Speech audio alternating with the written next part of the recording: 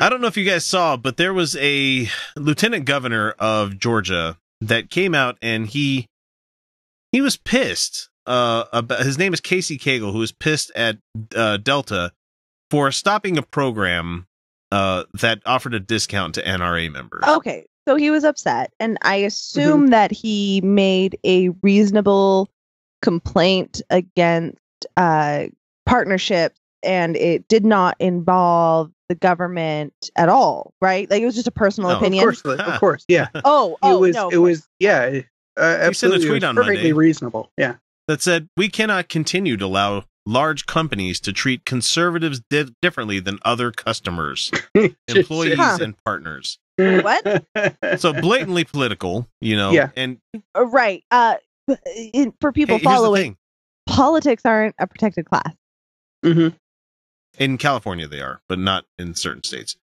Oh. But yeah. So anyway, he's trying to say here that how dare you treat conservatives differently than you treat other people, not realizing that the NRA giving a discount is them being treated differently than other customers. So if anything, they were removing the special treatment that they were getting. And according to Delta, only about 13 people used that. And so what happened in response to the Delta finally getting rid of this NRA bonus? Yeah, they're going to they've killed a proposed tax break on jet fuel for Delta. That seems to be a big Republican thing right now. Is like, let's cut taxes on as many things as we can to keep businesses in our area and make them happier and everything. I'm personally against that. And I think everybody should have to pay their fucking share no matter what it is. Oh, for sure, yeah. But the thing is, like we found out earlier this week, Amazon hasn't paid like any taxes in like 10 years or something like that, or some ridiculous amount of time. Yeah, because they haven't had to. Yeah, because people keep giving them fucking giveaways because they want business in their area. Right. And that's why I can't blame these companies. I can't hold a grudge against a company for not paying taxes that they weren't boycott Amazon made to pay. No. Amazon's not to blame in this. They're taking advantage of the system that they're in. If I was a business owner, you better believe your ass I'm going to fucking use every loophole that I can to save money. That's their prerogative. That's what they do as a corporation. It's the government that needs to step the fuck up and say, everyone pay your fucking taxes. Right. Yeah, it's this unbridled capitalism that they're trying to push out there that the Republicans think is a good thing where, you know, the free market will decide things. Yeah, but the government's kind of stepping in and allowing that free market to run fucking roughshod, man. Yeah.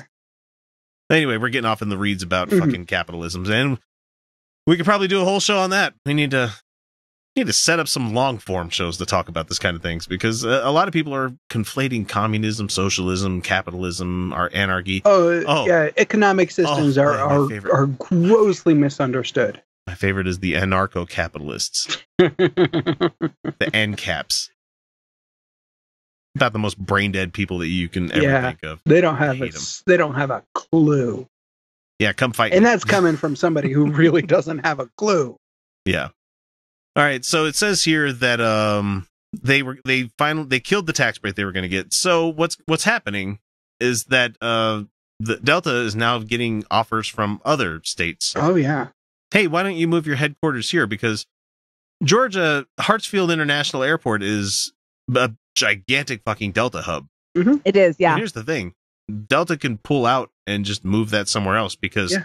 Guess what, guys? They have airplanes. They can kind of move things across the country fairly fucking kind of their easy. Thing. You know? Believe it or not, Atlanta is not a serious transportation hub.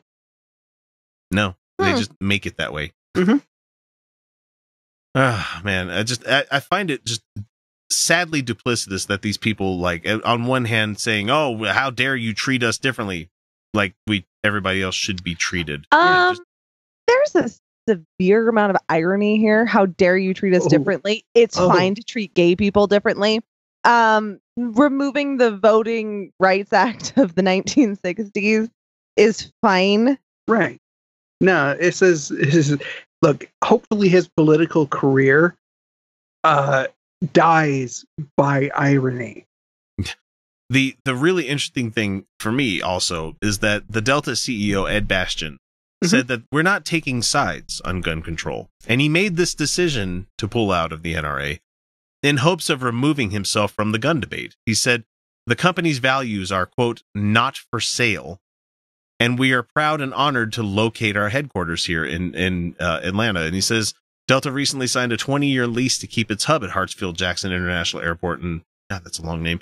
And businesses, consultants, and other Atlanta-based firms such as Coca-Cola and UPS will likely stay put too.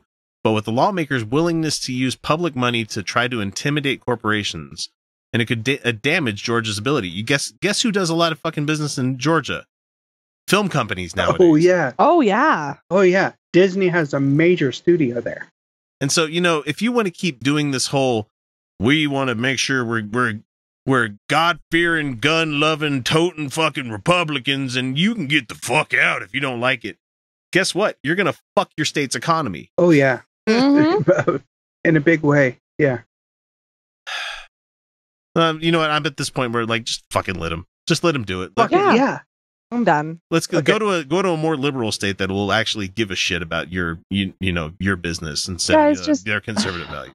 We know that liberals can win pretty much everywhere now. Just do it. Just fucking vote. Don't even give me excuses about imperfect candidates or anything. Just start voting. And then, attend your primaries and stuff, and then you can pick the ones that you like better. Care about your local shit. Yeah, I'm done. Write a letter to your state House and state Senate representative. Because let them know, hey, I'm a constituent, I vote, and I'm going to be watching everything that you do. Right. So. Or set up a meeting. You can go talk to them. Especially when they're in session. It's really easy, actually. Surprisingly easy to meet with your elected officials. You think that you're nobody? No, you're not, actually. Turns out, locally, no, you're not. Not that many people vote, guys. Just get on it. Locals. Jump on it. And funny thing for me is that I'm actually, my state House representative for my district is actually the spouse of one of my coworkers. Oh, that's interesting. I might have to drag her in to talk about something one of these days. Let's drag her on the show. No, we don't do that. No, that's not going to happen. This is not blood sports. We don't do that kind of shit. No. But we could.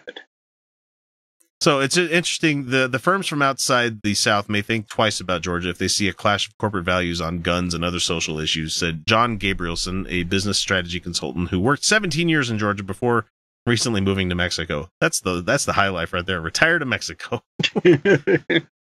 All right. I was going to make a joke about, doing something illegal and going to Mexico, but they have extradition in Mexico. They do. Yeah. He says, if you're not there yet, why would you want to subject yourself to that potential grief with what the legislator just pulled on these people? So if they came for Delta, hey, Coca-Cola, they could come for you next. It's just the amount of hypocrisy in we're small government. We're small. We don't got to get involved in the private sector. Oh, but they do. Oh, but they do so much, so often. This is for those of us on the left where we see the value of government, and we see the value of good governance, and we see the value of taxes and all. And no one is saying government is perfect. All right, everyone. Everyone knows government is flawed. But we see it on it's a system of people. Yeah, but we see it on the left all the time, where the right totally isn't small government. They're just small government when they want to be. It's not small government at all. In fact, it's very often bigger government than the left even wants. It's just more authoritarian, which is where this comes in. So DHS got set up during Bush's years. More government. We went to multiple wars. There's a lot more spending when you guys are supposed to be the fiscally conservative party. Oh, and let's look at Trump's tax cut plan that came in where 1.5 trillion added to the debt. Debt. I thought you guys cared about the deficit. You on the right? No. And then they don't then care. they're doing deficit spending, which during Obama's years we can't do that. We can't do that. It'll add to the deficit. It'll add to the deficit. It'll be terrible. Add more to debt, and it's just now you guys are just signing everything. So they don't care about deficit. No, they never the did. funny thing is that the generation coming up, the ones that are starting all this fracas that's going on, the younger generation. Fracas. That's an interesting Fracas. word. Yes, Fracas? it's Is it a word? It's old, I like old that man word. terminology. Yes, fracas. All right, fracas. Okay. It's a good word. I like that word. Grandiloquent word of the day for you on Utah Outcasts. Let me dig deep for my $5 words that can be easily said with. It's not even a $5. Please word. impress us with your lexicon. So with these younger voters that are starting to step up, they are finally being emboldened because people are saying, these older folk aren't voting that much, and the older ones are angry, sad, and mad all the time. Mhm. You know, so young people are gonna fucking take it. They're just gonna take it, and they're not gonna come out on video and say something that they could be easily Googled 5 minutes later. And you know, they're not gonna say, I never said that was fake news kind of thing. Yeah. No, because they're a savvy generation where they realize that all of life's knowledge is available right here in the palm of your hand. Yeah. And there's a thing called video cameras, and we all know what happens when you put yourself in front of one. Are you telling me the generation that knows about sending porn to each other of them their own body parts is not going to know how things spread virally? I mean, come on, people. This new generation is going to fucking rule. They kind of know. I'm just glad that we're not the Gen X, where we're like a continuation of Gen X, where We're kind of between the two. yeah, we're that they call it Zennial, but I think it's stupid. I prefer the Oregon Trail generation. Where, No, I'm just straight up millennial. We have died you're of straight up millennial, dysentery. but- I'm hard millennial. yeah, and I align myself with them because like they say, if you played Pokemon, you might be a millennial. I'm like, yeah, I played the shit out of Pokemon. I- like no. Nah, I didn't. No. No. I So missed that it's one. just, I like the fact that, you know, they're coming out against the school shooting and they're making a big deal about that. But they're also going to start coming out about, you know, the budget. They're going to start Right. showing up about things that they give a fuck about, because I don't know if you guys have looked, but going to college is really fucking expensive right now. You know what though? We also need to start talking about how in the 80s, that's when we started saying like, you need a college education. You need a college education. Not necessarily. No. Not that I'm dismissing college education. I would love everyone to have access to a college education, but for career, not necessarily. For a career, not necessarily. To be I want everyone a more rounded person. Yes, I wish that public education went through 4 years of college. That's what I want. I want everyone to get 4 years of another additional 4 years of public required schooling. Yeah. I do. Even as an adult, I want that. I guess you can't require adults, but I still want 4 years of public schooling on top of high school. But as far as careers, we need to start recognizing trade. Like, recognizing trade is a big deal, and we need more people going into trade. There's actually a shortage.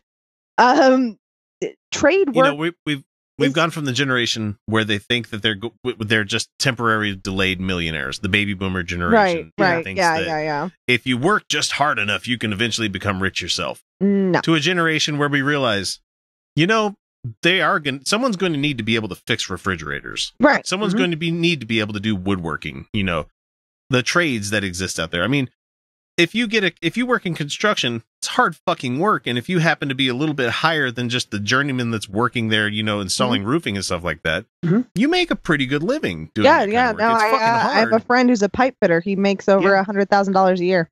Yeah, plumbing. Fucking plumbers make good money if you're a master. And it's necessary. It's a necessary thing. We need trade work. Yes, it's not going away. We need trade work.